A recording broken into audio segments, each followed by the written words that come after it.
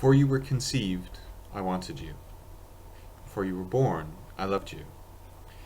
Before you were here an hour, I knew I would do anything for you. My name is Jason Edgecombe, and I recently became a father, and I wanted to share with you that experience from the perspective of someone with high-functioning autism.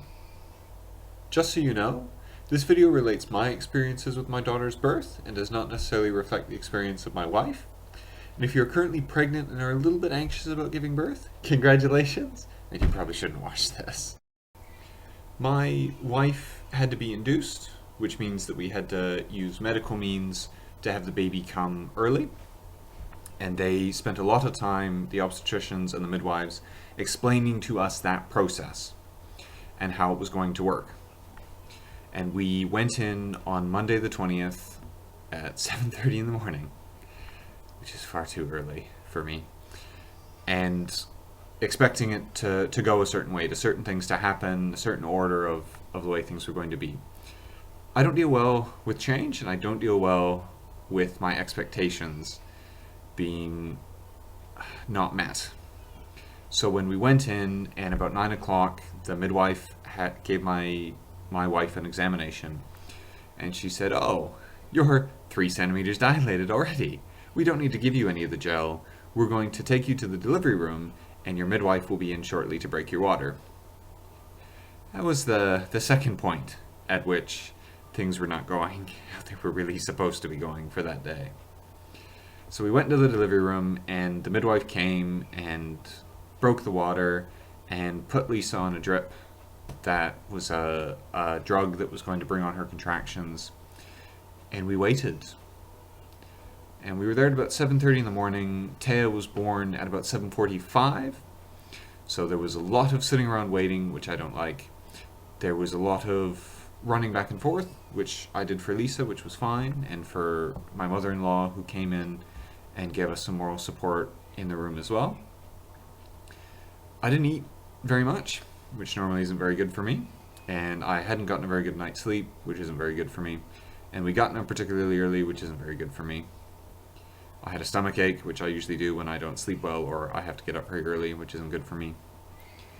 And Lisa was in a lot of pain for most of the day, from being examined and poked and prodded with needles, which I don't like and I'm actually quite terrified of. And it was just one thing after another that was painful and stressful and uncomfortable. And as soon as that drip started, her contractions sort of kicked in. They were reasonably far apart, but they were still quite uncomfortable because she wasn't really supposed to be having them yet. And they started getting faster and faster and longer, and they had her hooked up to a machine from about the beginning of the day, which monitored the baby's heart rate and the contractions themselves. And it, sort of started little, and then it kind of, with the contractions, got bigger and bigger and worse.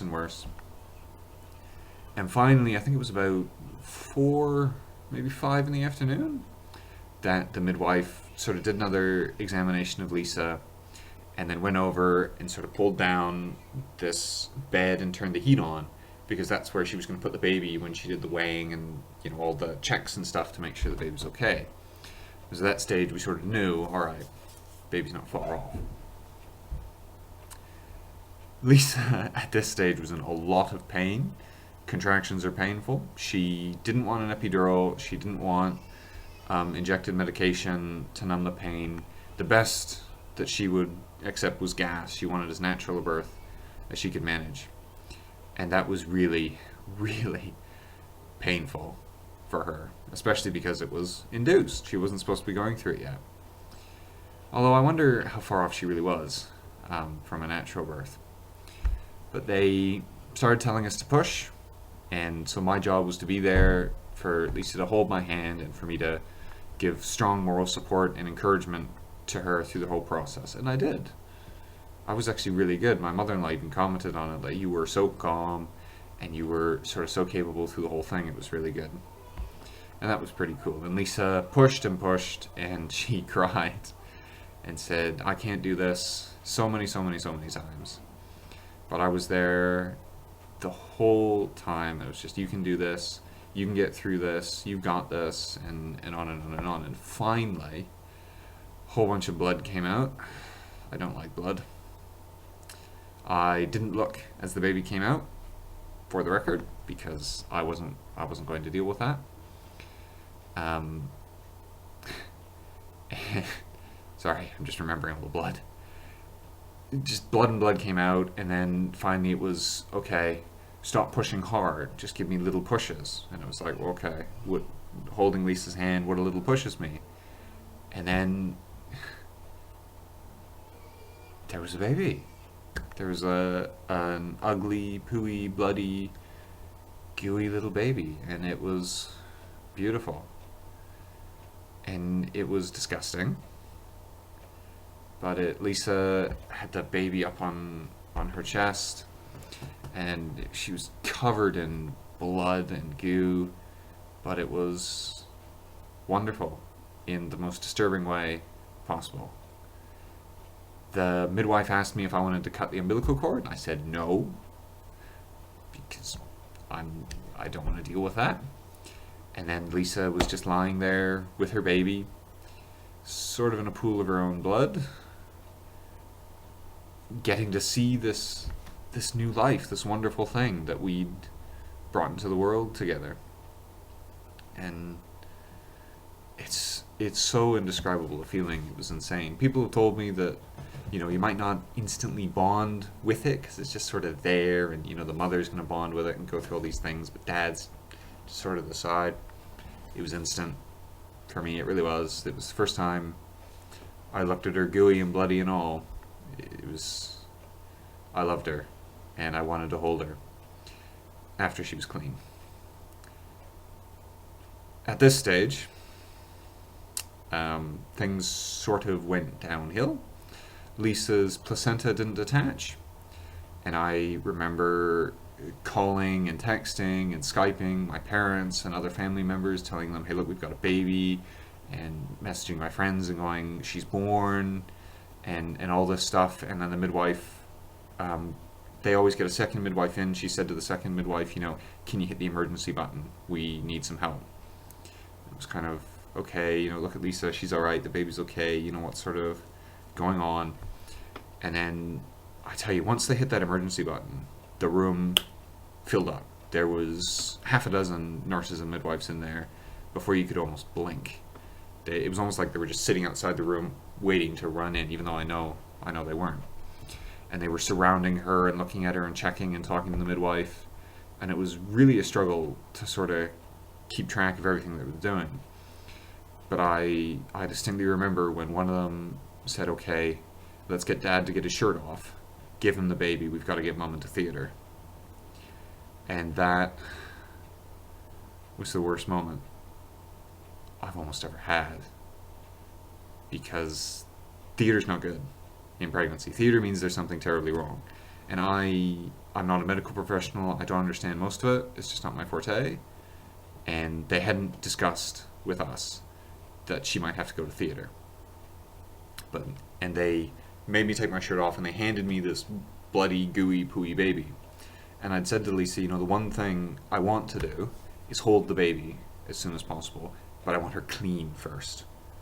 I don't do blood and gore, I don't do poo, I have been doing it, baby, diapers, but I don't work with that.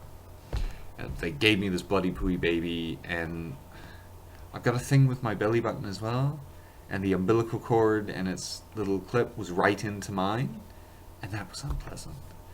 But I was way too busy worrying about my wife, who they were surrounding, and she was still bleeding, and they were saying, okay, we got to do this, we got to get this in, we need another IV, which they put in right in front of me. I was barely a foot away from it, which was unpleasant for Lisa, and it was severely unpleasant for me. I whimpered more than a few times when they did that. And I was just holding this baby, and I've never held a baby before. Like, I didn't know what I was doing, and she was sort of sinking down, but Taya was fine. The baby she knew who I was.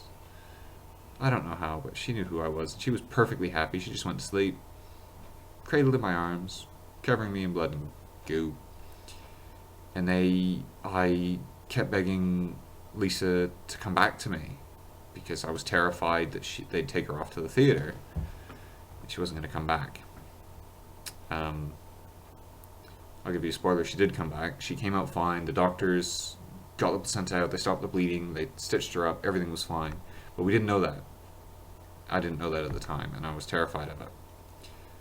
And they took her away, and I sat down with mother-in-law and father-in-law and 2 brother-in-laws and one of their girlfriends, and they were all, everything's okay and everything's fine, everything's gonna be alright.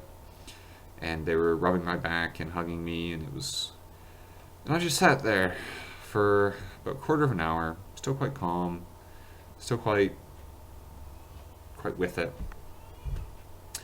And I just turned to my mother-in-law and I said, "Can you take the baby for me, please?" And she said, "Yeah, okay." And I handed the baby over. And I got up. And I walked out of the room. And I laid down on the floor. I curled up in the fetal position and I started crying.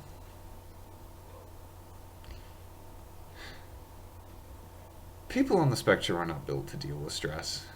We're really not. And everything is stressful for us.